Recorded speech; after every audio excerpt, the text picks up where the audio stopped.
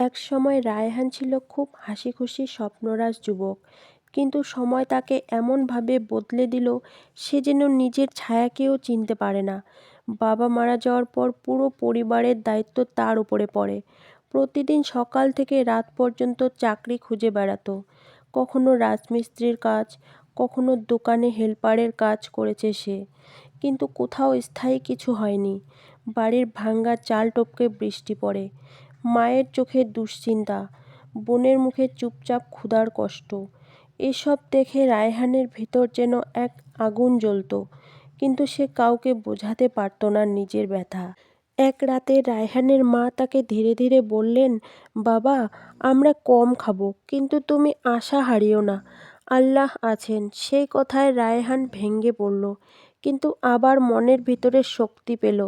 পরদিন ফজরের পর রায়হান হাজির হলো গ্রামের পুরনো মসজিদে।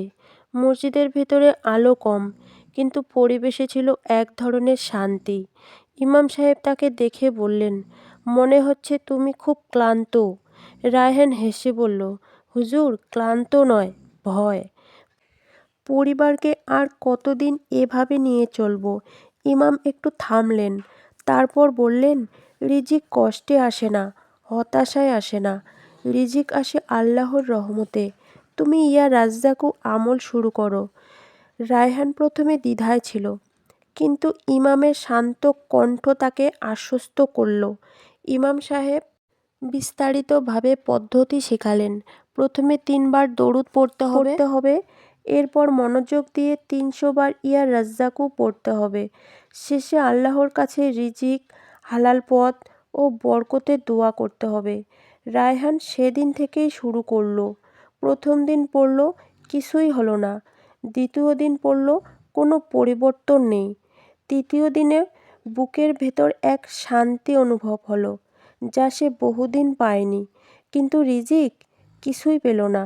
তবুও রায়হান থামল না। সে জানত আল্লাহ পরীক্ষা করেন, কিন্তু কখনোই ছেড়ে দেন না।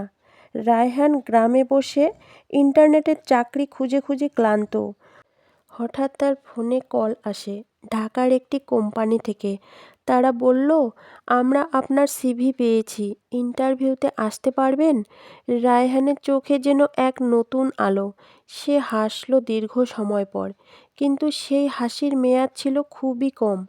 2 দিন পর কোম্পানি জানালো, দুঃখিত, আপনি নির্বাচিত হননি।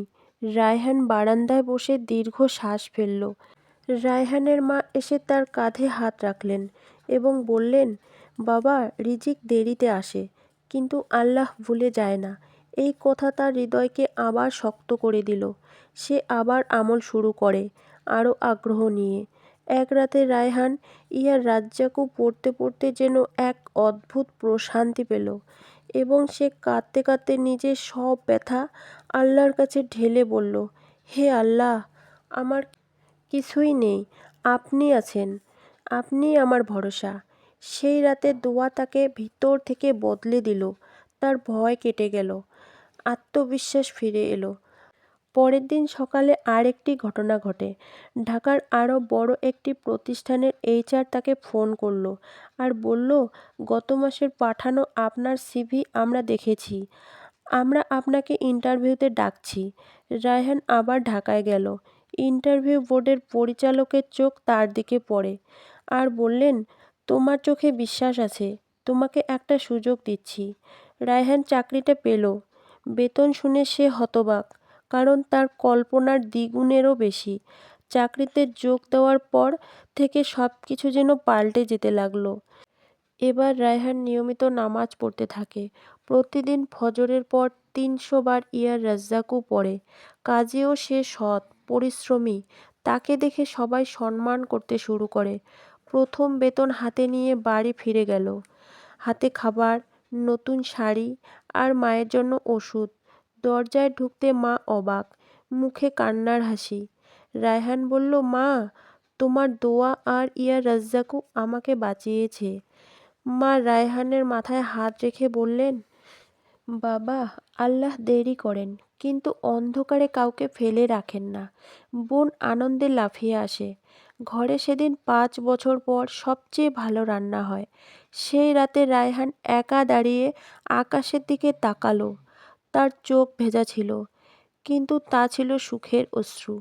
বন্ধুরা, রায়হানের গল্প শুধু গল্প নয়, এটা প্রত্যেক মানুষের আশার বার্তা। তুমি যত কষ্টেই থাকো না কেন, রিজিক যদি বন্ধ হয়ে যায় তাহলে হতাশ হইও না। তোমার দরজা বন্ধ হলেও আল্লাহর দরজা কখনো বন্ধ থাকে না। প্রতিদিন মন থেকে বলো, ইয়া রাজ্জাকু, রিজিকের মালিককে ডাকো। দেখবে একদিন তোমার জীবনের দরজাও খুলে যাবে।